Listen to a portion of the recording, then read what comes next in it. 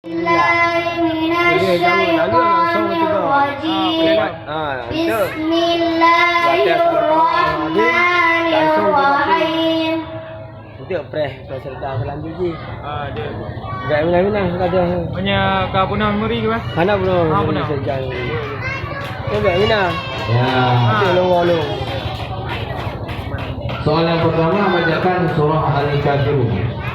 Qul ya ayyuhal kafirun la a'budu ma ta'budun wa la antum 'abiduna ma a'bud wa la ana 'abidum ma 'abadtum wa la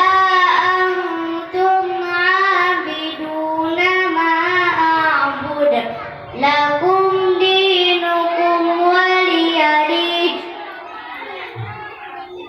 Soal yang kedua. Bismillahirrahmanirrahim.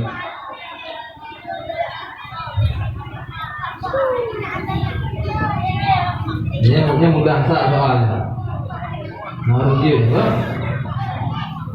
وَلَسَوْفَ يُعْطِيكَ رَبُّكَ فَتَرْضَى. Bismillahirrahmanirrahim. Alam yajidka yatiman fa'awa wa wajadaka dhallan fahada wa wajadaka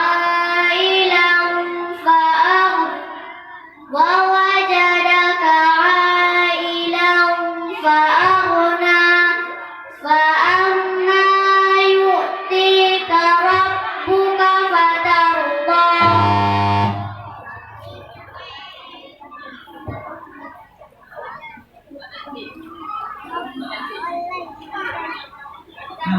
فأما يأتيك فأما اليتيم فلا تقهر. فأما اليتيم فلا تقهر وأما السائل فلا تنهر وأما بنعمة ربك فحدث. Soal yang ketiga. Mudah soalnya.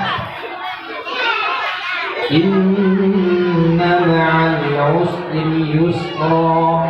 Inna ma'al usri yusra.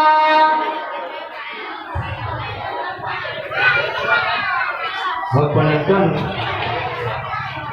diam ya. Penonton hanya jujur.